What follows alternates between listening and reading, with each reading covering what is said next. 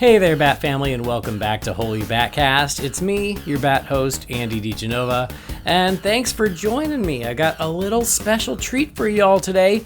This is a video I teased a while back, and I am sorry it's taken so long, but, you know, life gets in the way. But if you remember when we talked about the Superman experience, and then I also shared a video from that, one of the bonuses to that was that afterwards they let us go through the museum at the end of the WB Tour Hollywood, even though it's in Burbank, whatever. So it was just a nice bonus, and they renovated it a few years ago, and I hadn't been back to see what they had done. And as I was walking around, geeking out, taking pictures as I do, I was like, I gotta take some video so I can share it with all my Holy Batcast friends. And so that's what I did.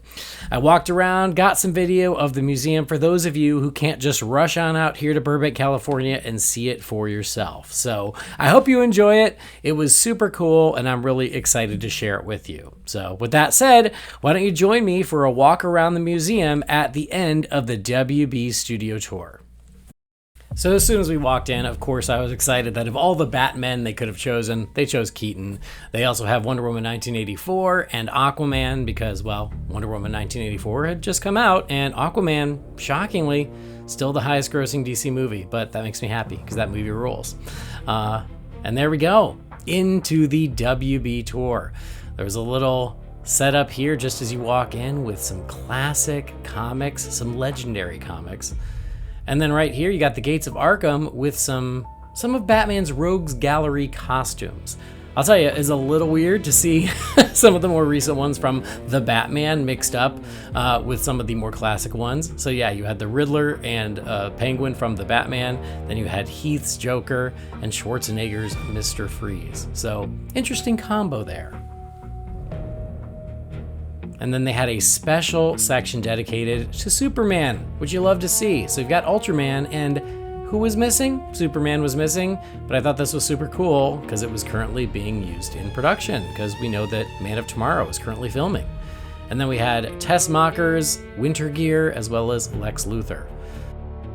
Just around the corner was this other little nook that I didn't find until later, so I edited it in for you.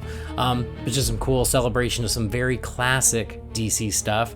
So you had the Christopher Reeve Superman suit, you've got Jor-El, and then you've got Linda Carter's Wonder Woman.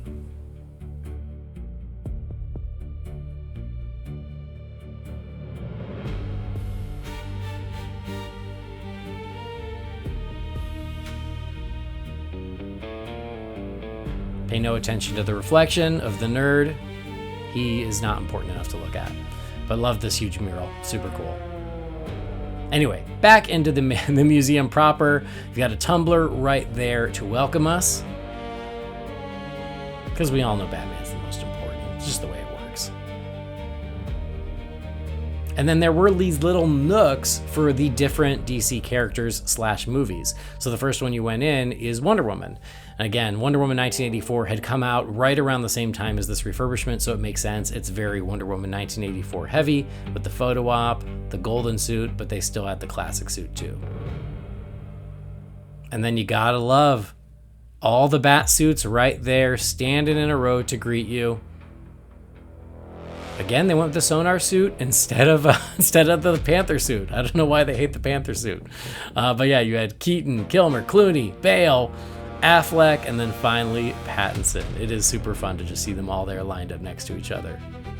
And then Shazam, he doesn't get his own nook. He gets this little area here, but still fun to see.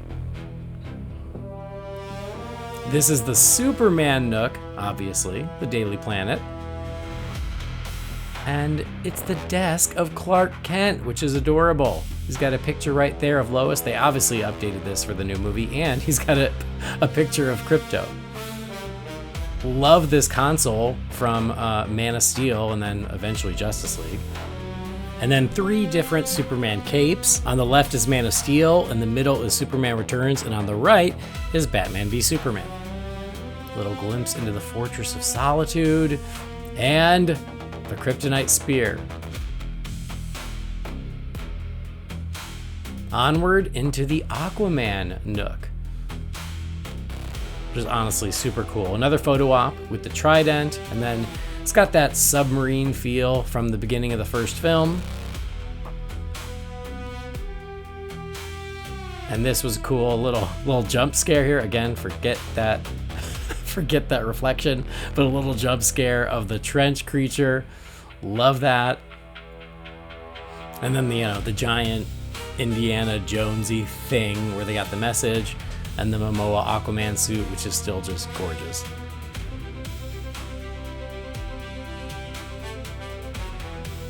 Over here you got the case of cowls and weapons. But yeah, all the cowls for the different Batmen, as well as some of their weapons.